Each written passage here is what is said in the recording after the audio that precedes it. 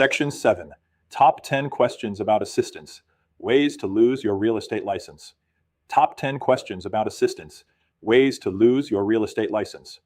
A week after discussing unlicensed assistance, Ashley walked into the office early and noticed Jennifer already hard at work. She was organizing transaction files, confirming inspections, scanning disclosures into the brokerage's transaction management system, and answering phone calls from clients. Watching Jennifer move effortlessly from one task to another, Ashley couldn't help but wonder how much work an assistant actually handled behind the scenes.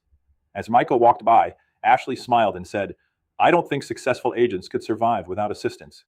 Michael laughed. "You're probably right. But one of the biggest mistakes I see isn't agents hiring assistants. It's agents assuming they understand what assistants are legally allowed to do." Ashley looked surprised.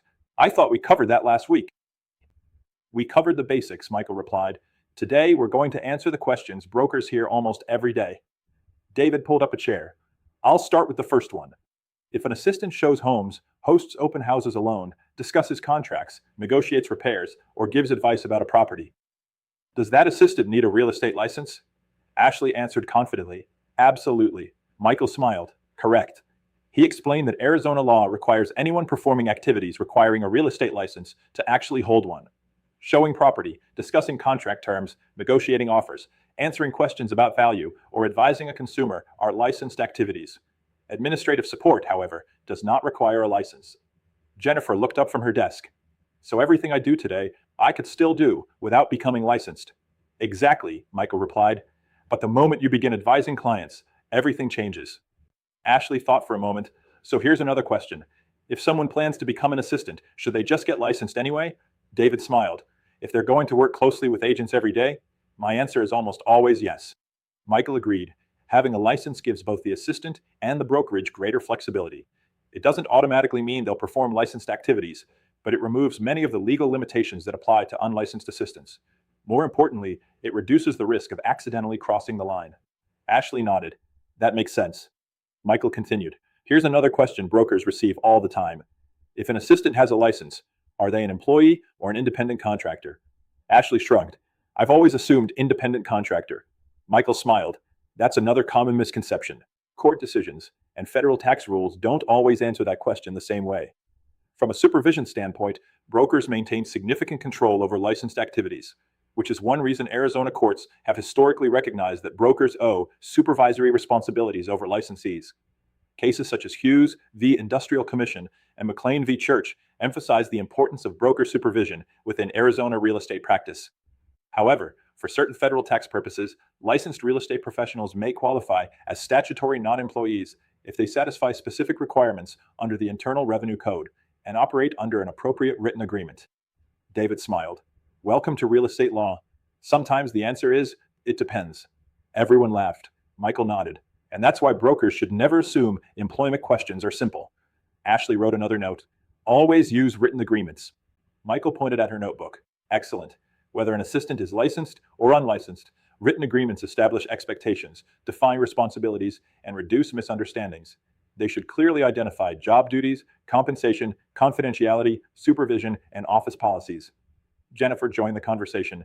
"When I was hired, Michael spent almost an hour reviewing what I could and couldn't do." Ashley looked surprised. "Really?" Jennifer nodded. "He told me something I've never forgotten. If you're ever unsure whether you should answer a question, don't. Find a licensee." Michael smiled. "That advice has probably prevented more violations than anything else I've ever taught." Ashley thought for another moment. "So who gets into trouble if an assistant crosses the line?" Michael answered immediately. "Everyone." He explained that while an assistant may be responsible for their own actions, Arizona law places significant supervisory responsibility on the designated broker. The agent directing the assistant may also face liability if they knowingly allow licensed activities to be performed improperly. AAC R428-1103 requires designated brokers to exercise reasonable supervision over the activities of the brokerage, and that responsibility includes ensuring assistants understand their legal limitations. David leaned forward. "I've reviewed investigations where the assistant never intended to violate the law. They were simply trying to help." Michael nodded. "Unfortunately, good intentions don't change the law." Ashley asked another question. "What about compensation?" Michael smiled. "We're going to spend our entire next section talking about that. But here's the short answer. If someone performs licensed activities, Arizona law controls how compensation is paid. And getting that wrong can create serious problems for both the licensee and the broker. Ashley closed her notebook. I've noticed something. Michael looked at her. What's that? Almost every rule we've discussed comes back to the same idea. Michael smiled. Protecting the public? Ashley nodded. And protecting the broker. And protecting the license. Michael laughed. Exactly. He looked around the conference room before ending the meeting. The best assistants don't try to become agents. The best assistants help agents become better professionals. And the best brokers make sure everyone understands where those responsibilities begin and where they end. Real-world Arizona example. An experienced salesperson hired an assistant who had worked in the real estate industry for several years but did not hold an Arizona real estate license.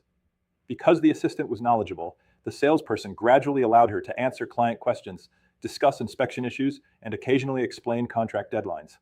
During a later transaction dispute, ADRE determined the assistant had performed activities requiring a license.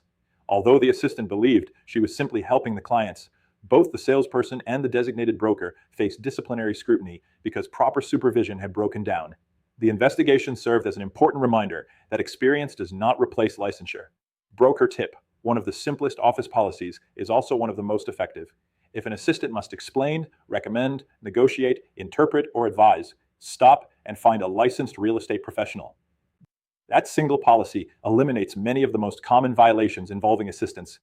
Online discussion question: why do many experienced agents unintentionally place assistants in situations where licensing violations occur? Model answer: as assistants become more experienced, agents may begin relying on them to perform additional responsibilities.